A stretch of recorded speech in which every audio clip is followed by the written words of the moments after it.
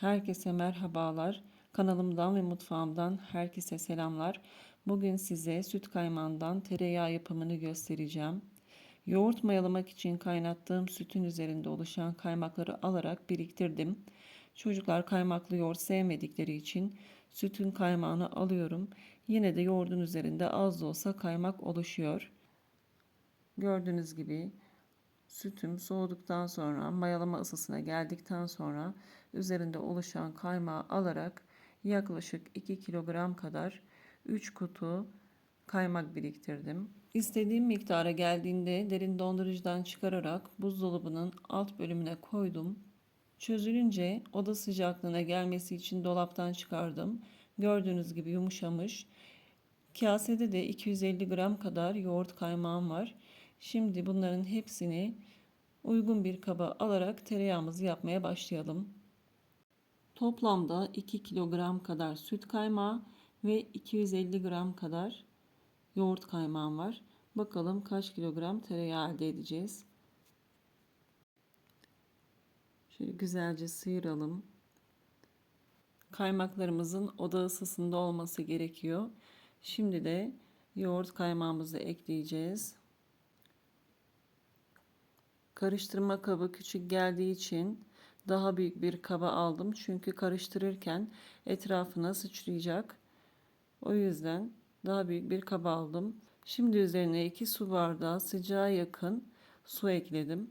Şimdi mikserle çırpıyorum. Krema kıvamına gelmesi lazım. Benim kaymağım çok fazla olduğu için dediğim gibi 2 kilo 250 gram kadar toplam kaymağım var. Su gerekiyor. Şu an hala su istiyor. Bakın çok koyu kıvamda hamur gibi hala. Bir su bardağı daha sıcak su ekledim. Kaynar olmayacak kesinlikle ama çok ılık da olmayacak. Sıcağa yakın bir su. Üçüncü bardağı da ekledim. Hala görüyorsunuz yine kıvamı koyu. Çünkü kaymağım çok fazla. Dördüncü bardağı da ekliyorum. Yine sıcak su. Şöyle bir karıştırdıktan sonra yine yüksek devirde mikserimi çalıştırıyorum. Kesinlikle süt ve yağın birbirinden ayrılması gerekiyor. Süt ve yağ birbirinden ayrılmadan kesinlikle soğuk su eklemeyin. Beşinci bardağımı da ekledim sıcak suyu. Gördüğünüz gibi süt ve yağ birbirinden ayrıldı. Blender'ı arada bir dinlendirerek bu işlemi yapın, yoksa çok fazla ısındığı için bozulabilir. Gördüğünüz gibi süt ve yağ birbirinden ayrıldı. Bir 5-6 dakika kadar da blenderdan geçirelim. Daha pürüzsüz bir kıvamda olacak yağımız. Tereyağı yapımına başlamadan önce pet şişelerde ya da uygun kaplarda derin dondurucuya su koymalısınız.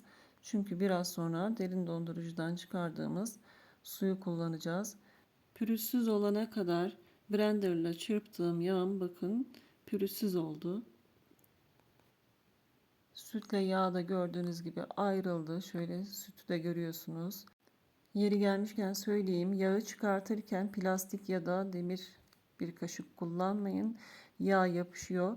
Tahta kaşığı ilk önce kaynar suya, daha sonra buzlu suya daldırarak biraz bekletin ve o şekilde yağı çıkartın. Kesinlikle tahta kaşığa yapışmayacaktır. Şimdi derin dondurucuya daha önceden koymuş olduğum sularımı görüyorsunuz. Şimdi bunu tereyağımızın üzerine boşaltalım ve mikserle yaklaşık yine 5-6-7 dakika kadar tereyağınızın durumuna göre mikserle çırpalım. Bütün suyu birden boşaltmayalım.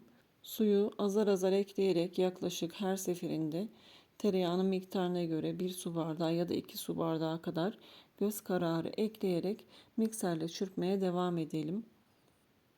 Tereyağı artık bariz bir şekilde görünmeye başladı. Çok güzel. Epey de bir çıktı. Şimdi artık mikseri içinden çıkaralım ve tahta kaşıkla çıkaralım. Tahta kaşığı ilk önce kaynar suya daldırın.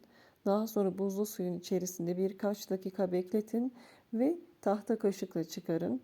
Kesinlikle o tahta kaşığa yapışmayacaktır. Benim acelem olduğu için soğuk suda çok bekletemedim. O yüzden kenarlardan biraz yapışma oldu. Eğer dediğimi yaparsanız sizin tahta kaşığınızda asla yapışmayacaktır. Buraya kadar izlediyseniz ve kanalıma hala abone değilseniz destek olmak için abone olabilirsiniz. Videoyu beğenebilirsiniz, sevdiklerinizle paylaşabilirsiniz. Ve eğer bir sorunuz ya da bir yorumunuz varsa yorumlar kısmından bana ulaşabilirsiniz. Yorumlara küçük bir kalp bırakırsanız videoyu buraya kadar izlediğinizi anlamış olurum. Şimdiden teşekkür ediyorum. Yağı sütün içerisinden ayırdım. Şimdi çıkan sütü lor yapmak için kenara alıyorum. Lor yapımını izlemek isterseniz açıklamalar kısmına linkini bırakacağım. Oradan izleyebilirsiniz. Şimdi tereyağını yıkama aşamasına geçiyorum. Yine soğuk suyla yıkıyorum. Su yine süt gibi oldu. İyice bir tereyağını yıkadıktan sonra o suyu boşaltıyorum.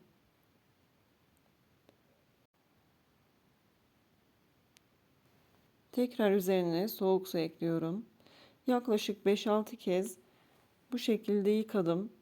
Aslında yağınız azsa bu 2-3 seferle tertemiz su çıkabiliyor. Ama benim yağım çok fazla olduğu için o yüzden 5-6 sefer yıkamam gerekti.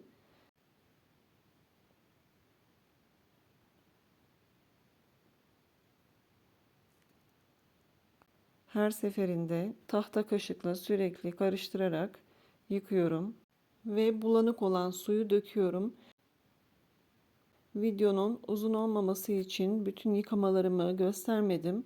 Bu son yıkama. Suyu berrak oldu artık. Ellerimi soğuk suda beklettim. Dondu neredeyse. O şekilde tereyağını alarak fazla suyunu sıkıyorum. Ellerimi dondurmamın sebebi tereyağının elime yapışmaması için. Evet, avuç avuç tereyağını alarak içindeki suyu sıkıyorum ve uygun bir tabağa alıyorum.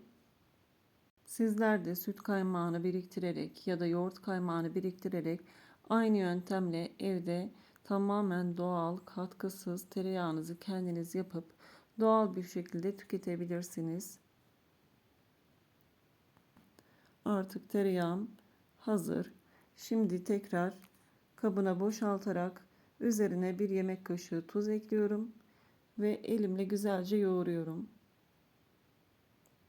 Bir tepsinin üzerine streç filmi gerdirelim ve tereyağını streç filmin üzerine koyarak güzelce saralım. Ben çıkan tereyağını 3'e böldüm. 3 tane bu şekilde tereyağı sardım. Sizler de miktarına göre küçüklü büyüklü istediğiniz şekillerde dondurabilirsiniz. Bu şekilde sararak derin dondurucuya attım. İsterseniz eğer hemen tüketecekseniz de buzdolabının alt bölmesinde muhafaza edebilirsiniz. Eğer suyu berraklaşana kadar tereyağını yıkamışsanız ve içerisindeki suyu güzelce sıkmışsanız uzun süre tazeliğini koruyacaktır. Gördüğünüz gibi 3 farklı boyda tereyağım oldu. Şimdi onları tartacağım.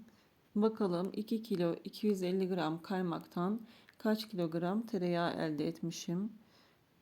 Şöyle üçünü üst üste koyduğumuz zaman 1,5 kilogram tereyağı elde etmişim. Çok çok iyi. Buzdolabının alt bölümünde beklettiğim tereyağımı şöyle bir dilimleyeyim. Bakın kesinlikle şahane peynir dilimi gibi. Yapacak olan herkese kolaylıklar diliyorum.